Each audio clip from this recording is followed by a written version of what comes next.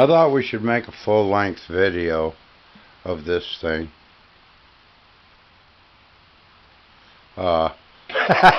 Just to show you guys how this came out. This is a buffer-powered 48-inch belt grinder.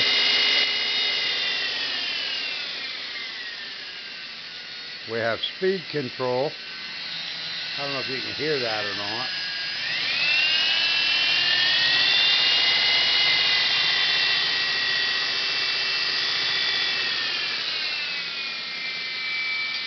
I'm not sure what the benefit of this is. I never understood why people wanted it. Get the tracking, there we go. This is cutting about mid-speed on the grinder. Run her up to full speed. She's a bit of a ripper, guys. It will definitely do the work. Kind of noisy. This is a flip over as well. I put a stabilizer in here just to keep it from shaking while it's running. And just flip her over like so. And you gotta move that cable because Bill hasn't secured it yet. There. Now she's all the way down. Up, wait, put it back up. We gotta. I couldn't figure out a way to make these platens flip over the way I built it. In the future, I will, if I ever build another one that flips over, which I don't normally, I will accommodate that. Right now, I just didn't give a shit. There's your platen for horizontal grinding. I'll get this in here. And probably should have put this in before I flipped it over. In order to use that, you got to take your spark deflector off of there.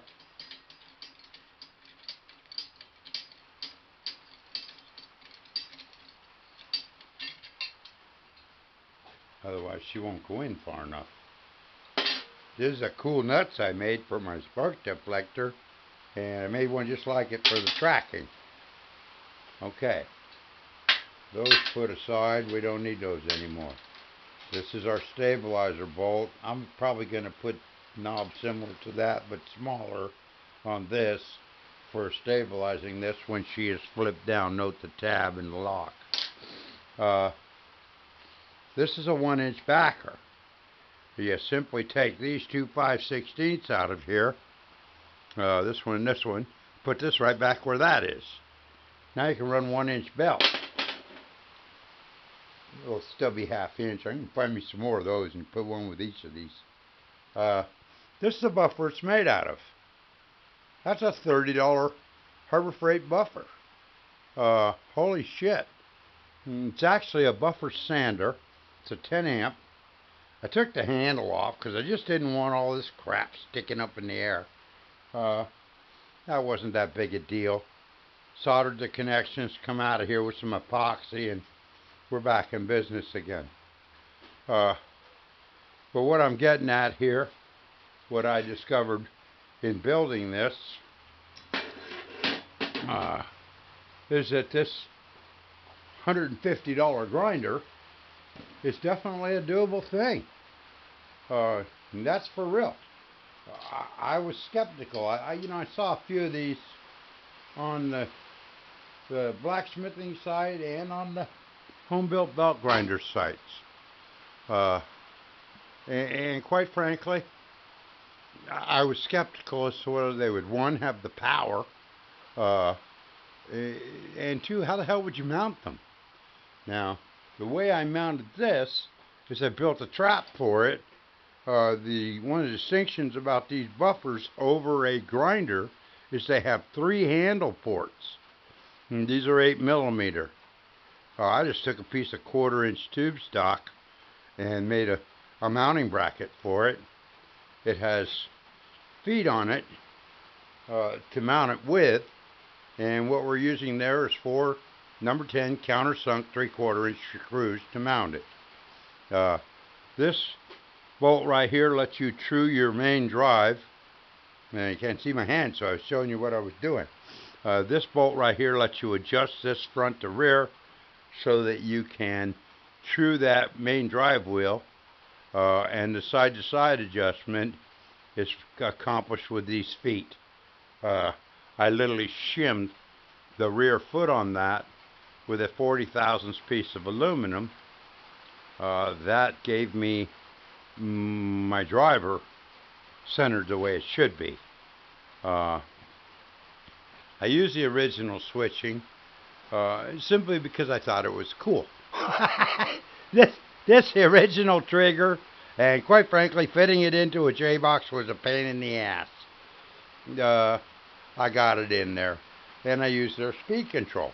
That original on-off switch could have been replaced with a light switch. It doesn't have to be used. I just thought it looked cooler that way. This 1-inch backer that lets me run 1-inch belts, I'm going to go ahead and tap it somewhere, hopefully about here I think, so that I can mount this, just bolt it down. The bolts that come out of it, that mount it, only stick out a 1/4 inch out of the spacers. Note the welded spacers. Okay, we have the same scenario here on the 2-inch. It's got welded spacers to compensate for the distance and center our backing plate on our belt. Single spring. This thing works decent. This is my normal 48. Runs a 1/2 horse 3450. And I stock these motors. I got 3 of these on the shelf down below and 2 1.5s because I got to build grinders for Christmas. That being said, I just thought this was cool as hell. That's a $30 grinder. We got, what are we looking at here? Maybe 2 feet of 1 1/4 11 gauge.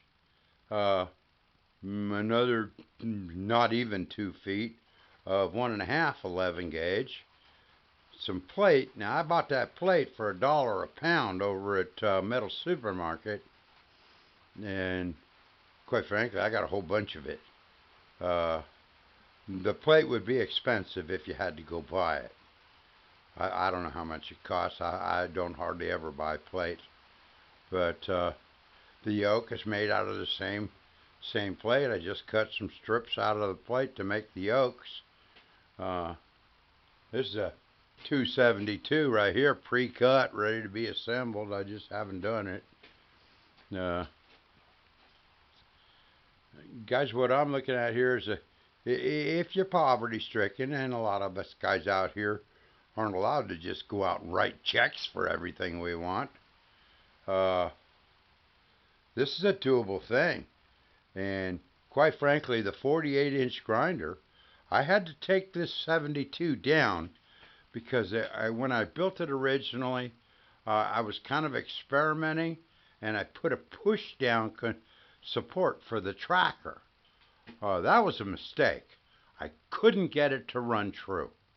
And the net result of it running out of true is a destroyed wheel. And you see where it wore the wheel sideways. I have to return that 6-inch driver and that 4-inch tracker. Both have to be returned on the lathe and re-knurled because it was running out of true. What I did was put a stanchion lever type system just like this one on the 72, and that problem is resolved. I'm not buying another 6-inch wheel from Vevor. Their 6-inch wheel, when you put it on, you can't get to the set screw because the head of the motor is in the way of the set screw. So if you're going to go to a 6-inch or larger driver, get them from OBM. Their set screw comes right through the middle of the wheel. It's easy to get to. For some reason, Vevor decided to make it really hard to get to. About all I got to say about this is, this is a doable thing, guys. These buffers here, I used to, this was an RV shop up until 3 years ago when I retired, and I used to buy those half a dozen at a time. One of the things I discovered about buffers when you're polishing 30 feet long airstreams uh, is you'll go through a buffer about every 1.5 trailers you polish. And it doesn't matter if that buffer's $150 DeWalt or a $30 Harbor Freight. They last about the same amount of time. And I can buy 6 of these for what I paid for one DeWalt. Now, I was skeptical that the Harbor Freight buffer was going to run this belt grinder. I got to tell you, it runs it just fine. Plenty of power. And I think if I was going to, I don't know that I would put one of these on a 72.